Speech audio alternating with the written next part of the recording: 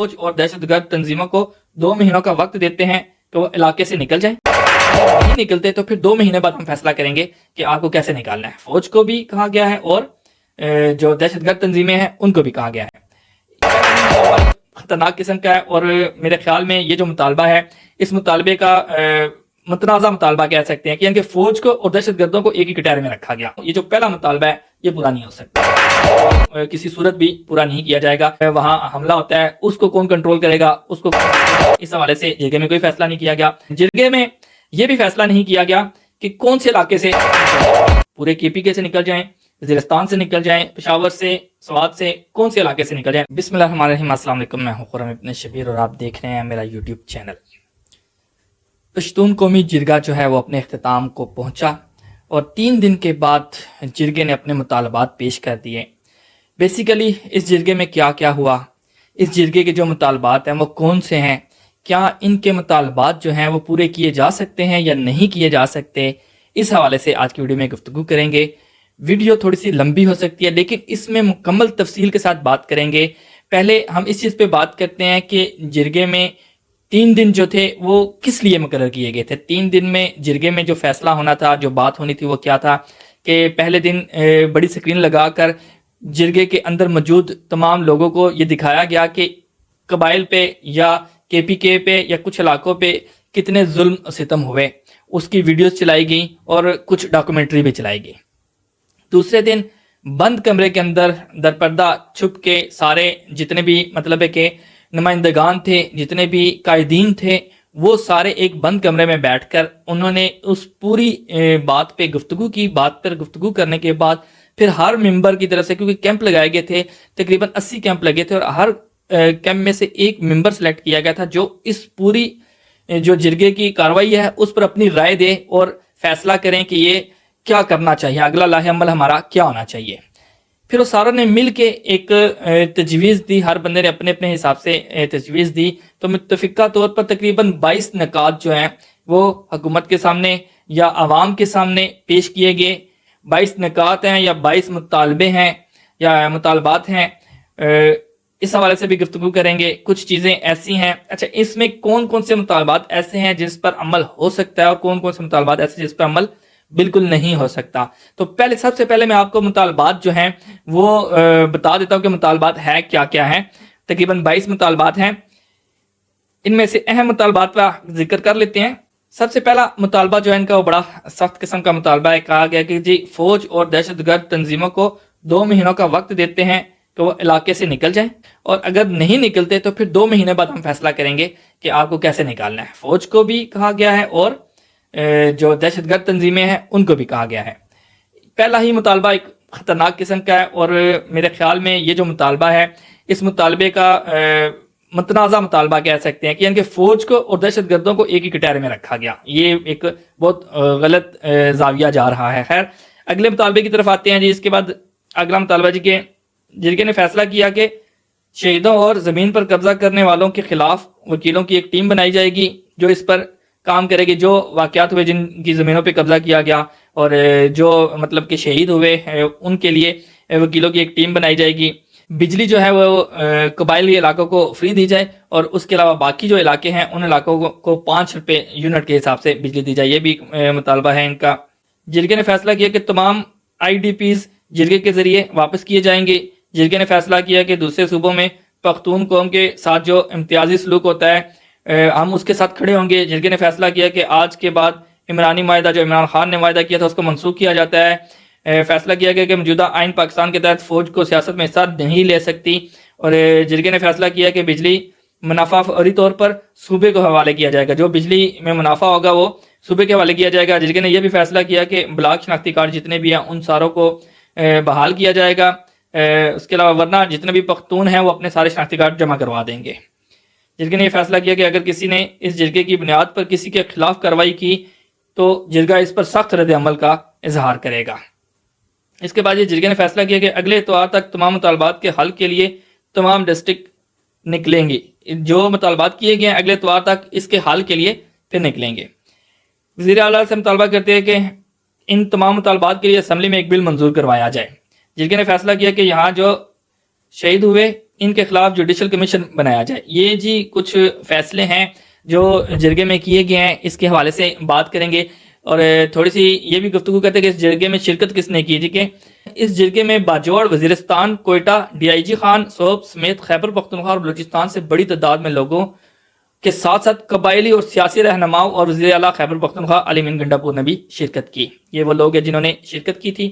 اس کے بعد آگے آ جاتے ہیں جی مطالبات، جو ان کے مطالبات ہیں وہ کیسے پورے کیے جا سکتے، پورے ہو سکتے ہیں یا نہیں ہو سکتے۔ اس حوالے سے سب سے پہلے جو علی امین گنڈا پور نے بیان دیا ہے اس پر گفتگو کرتے ہیں کہ علی امین گنڈا پور نے کہا جی کہ قانونی طور پر جو آئین کے مطابق مطالبات ہیں ان کو پورے کروانے کی میں مکمل کوشش کروں گا، اور جو مطالبات صوبائی سطح پر نہیں ہے، قومی سطح پر ہے، تو وہ وفاق پر یا حکومتی طور پر اس کو حل کروانے کی کوشش کروں گا، یہ علی امین گنڈا پور کا کہنا ہے۔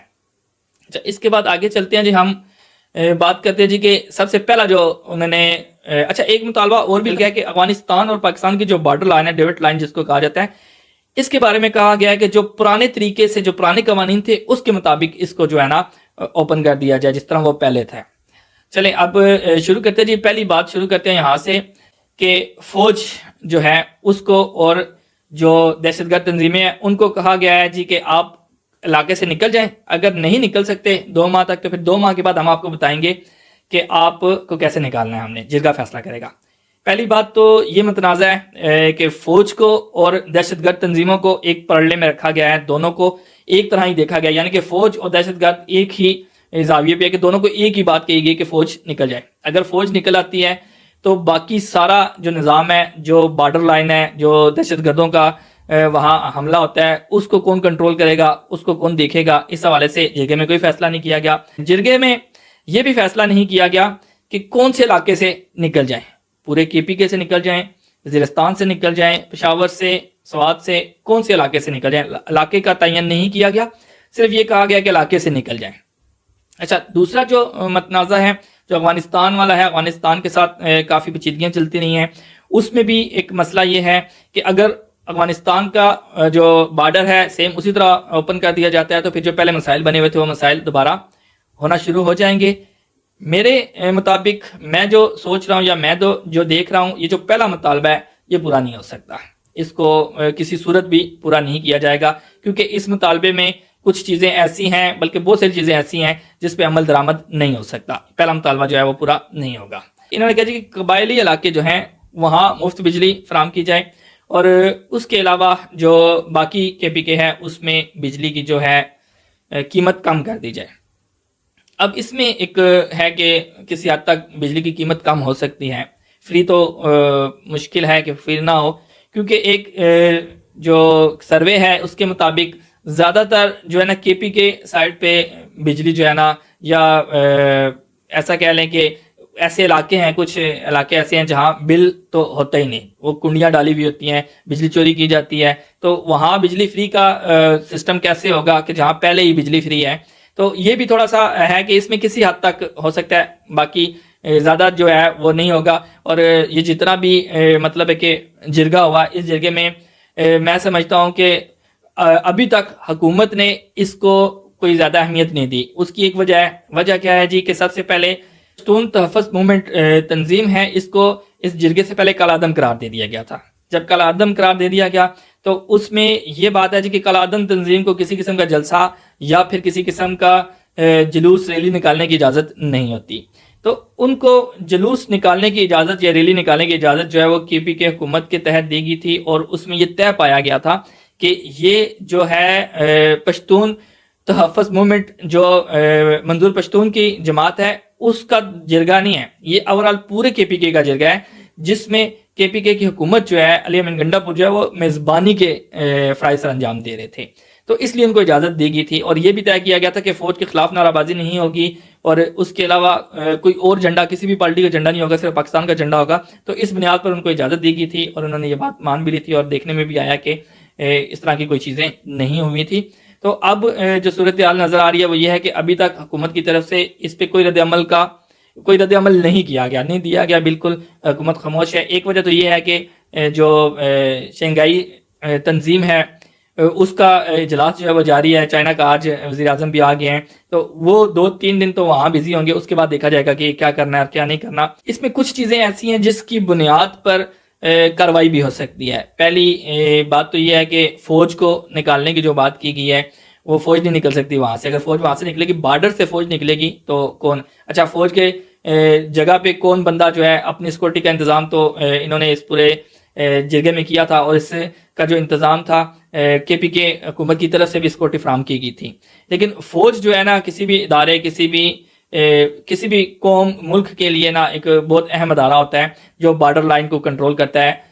یہ بالکل درست ہے کہ سیاست میں نہیں ہونا چاہیے فوج کو, آئینی طور پہ سیاست میں نہیں ہو سکتی, لیکن بارڈر لائن پہ ہو سکتی ہے. تو افغانستان کا بارڈر ہمارا سب سے بڑا بارڈر ہے. ریاست کے رویے میں کوئی تبدیلی نہیں آئی کسی قسم کی, کیونکہ جس وقت یہ جرگہ ہوا تو اس وقت راستے بھی بند کیے گئے, سگنل بھی بند کیے گئے, انٹرنیٹ بھی بند کر دیا گیا. پھر اس سے ہوا کیا, اس سے بیسیکلی ہوا یہ کہ جن لوگوں کو یہ پتہ نہیں تھا کہ جرگہ کیا چکر ہے, یا ہو رہا ہے یا نہیں ہو رہا, تو لوگوں نے اس کے بارے میں معلومات بھی اکٹھی کرنی شروع کر دی. پھر اس کے بعد ان کی ہمدردیاں بھی ان کے ساتھ ہونا شروع ہو گئی, کیا ہے یہ بالکل ٹھیک کر رہے ہیں, یہ اپنی عوام کے لیے سوچ رہے ہیں. تو حکومت کی جو پابندیاں ہیں, بیجا پابندیاں, اس سے جو ہے نا ان کی پالیسیوں کو ہی نقصان ہوتا ہے. آگے جاتے ہیں جی. مشتاق یوسفی کہتے ہیں کہ اس جرگے کی شکل میں وزیر اعلیٰ علی امین گنڈاپور کو یہ موقع میسر ہوا ہے کہ وہ اپنا موقف پیش کر سکیں کہ ان کی جماعت یا صوبائی حکومت لوگوں کے خلاف نہیں ہے. یہ مکمل تفصیل ہے اس جرگے کے حوالے سے, تو دیکھتے ہیں کہ آگے مستقبل میں کیا ہوتا ہے. اجازت چاہوں گا, اللہ حافظ.